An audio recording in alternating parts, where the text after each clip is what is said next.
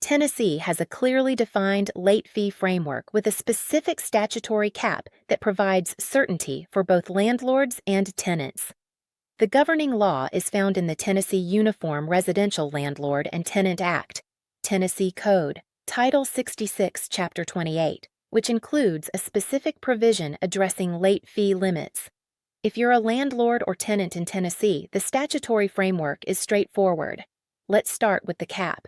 Under Tennessee Code, Section 6628-201, the landlord may charge a late fee, but the fee cannot exceed 10% of the amount of rent past due.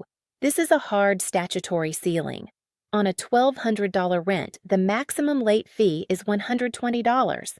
On an $800 rent, the maximum is $80. Any lease provision that charges more than 10% of the past due amount is unenforceable to the extent it exceeds the cap. The cap is calculated on the amount past due, not the total monthly rent. This distinction matters when the tenant makes a partial payment. If rent is $1,200 and the tenant pays $1,000 on time, but the remaining $200 is late, the 10% cap applies to the $200 that's actually past due, producing a maximum late fee of $20, not $120. This protects tenants who make substantial but incomplete payments. Tennessee mandates a grace period. Under Section 6628-201, the landlord cannot charge a late fee until the rent is 5 days or more past due. If rent is due on the 1st, the late fee cannot be imposed until the 6th. The 5-day grace period is mandatory. It cannot be shortened or eliminated by the lease. The lease can provide a longer grace period, but not shorter than 5 days. The combination of the 10% cap and the 5-day grace period creates a balanced framework. The landlord has a meaningful fee to incentivize on-time payment, the tenant has a reasonable buffer, and both parties know the exact parameters. Tennessee's statute also requires that the late fee be specified in the rental agreement. The lease must state the fee amount or the method for calculating it, the grace period, and when the fee applies. A late fee that isn't documented in the lease is not enforceable. Oral agreements are insufficient. Compounding late fees in Tennessee must comply with the 10% cap. If your lease charges an initial fee plus daily charges for continued non-payment, the total of all late-related charges for a single month's rent cannot exceed 10% of the amount past due. A compounding structure that could push the total above 10% violates the statute. The simplest and safest approach is a single one-time fee after the grace period, calculated at 10% or less of the past due amount. The interaction between late fees and the eviction process in Tennessee is defined by the URLTA. Under Tennessee Code Section 6628-505, the landlord can issue a 14-day pay or quit notice for non-payment of rent. The amount demanded in the notice must be accurate. Whether late fees can be included in the total depends on how the lease defines them. If the lease defines late fees as additional rent, the unpaid fees can be included in the amount demanded on the 14-day notice. If the lease treats late fees as a separate charge, the landlord may need to pursue collection of the fees separately. Best practice: define late fees as additional rent in your lease to simplify the eviction process. Tennessee also has a specific provision regarding the tenant's right to cure. Under the URLTA, the 14-day notice gives the tenant an opportunity to pay the full amount owed and stop the eviction. The amount the tenant must pay to cure includes rent, plus any legally compliant late fees that have been properly charged. If the landlord has overcharged late fees, the cure amount is incorrect, and the tenant can challenge the calculation. Tennessee limits the security deposit to the equivalent of 1 month's rent under the URLTA. When a tenant vacates with unpaid late fees, the landlord can deduct compliant fees from the deposit. The deposit must be returned within 30 days, or within 10 days if no deductions are claimed.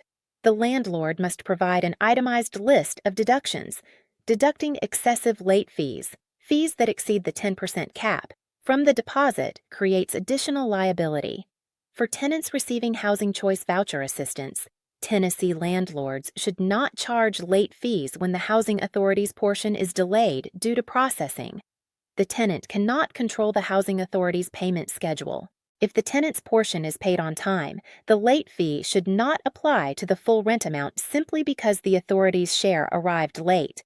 Tennessee's military population is significant, centered around Fort Campbell on the Tennessee-Kentucky border. Fort Campbell, home of the 101st Airborne Division, generates enormous rental demand in the Clarksville area.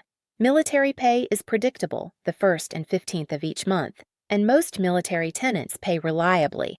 When late payments occur, they're typically related to deployment transitions or PCS moves that resolve quickly. The deployment cycle at Fort Campbell creates specific dynamics. When units deploy, family finances can be temporarily disrupted, particularly if the departing service member handled the household finances. Some Clarksville landlords proactively reach out to military families at deployment to ensure payment arrangements are in place. This communication-first approach reduces late payments and builds goodwill with the military community. Arnold Air Force Base near Tullahoma generates some military demand in the Coffee County area. The Tennessee National Guard has facilities throughout the state. From a practical standpoint, Tennessee's rental markets vary significantly, and the 10% cap produces different dollar amounts depending on the local market. Nashville is the state's dominant market and one of the fastest-growing cities in the country.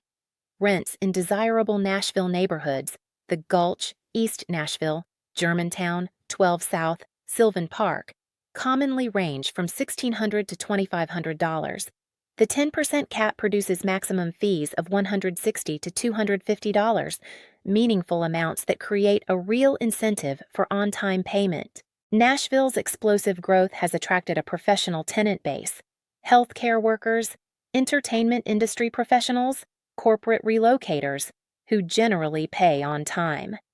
Late fee enforcement in Nashville's competitive neighborhoods is typically limited to a small percentage of tenants. Memphis has a different dynamic. Rents are more affordable, typically $800 to $1,400 in most neighborhoods. The 10% cap produces lower dollar amounts, $80 to $140. Memphis has a higher proportion of lower-income tenants, and late payment rates are generally higher than in Nashville. Late fee enforcement is a more regular part of operations for Memphis landlords. Knoxville, home to the University of Tennessee, has a moderate market.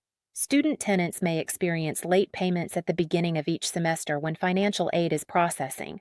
The 5-day grace period typically accommodates these short delays. Chattanooga has a growing market driven by technology, healthcare, and tourism. Rents have increased in revitalized downtown areas.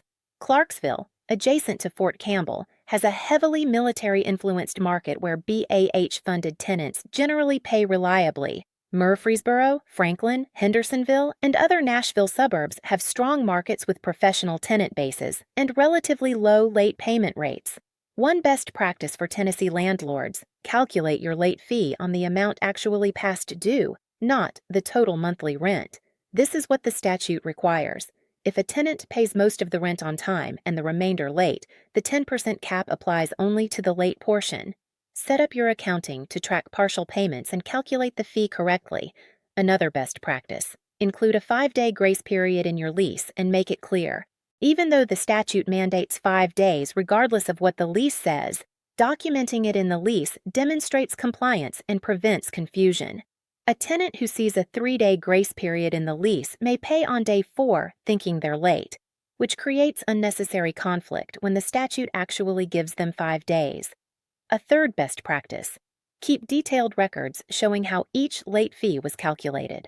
For every late payment, document the total rent due, any partial payments received and when they were received, the remaining past due balance, the 10% calculation on that balance, and the date the fee was charged, which must be day 6 or later. This documentation protects you if a tenant challenges the fee in court or in an eviction proceeding. One additional consideration: Tennessee does not have a statewide preemption statute that prevents local governments from regulating late fees. However, no Tennessee municipality has enacted local late fee restrictions beyond the state framework. Nashville, Memphis, Knoxville, Chattanooga, and every other Tennessee community operate under the same state rules. For the complete guide to Tennessee late fee laws, visit tenantscreeningbackgroundcheck.com. Subscribe to our channel for every state in our late fee law series.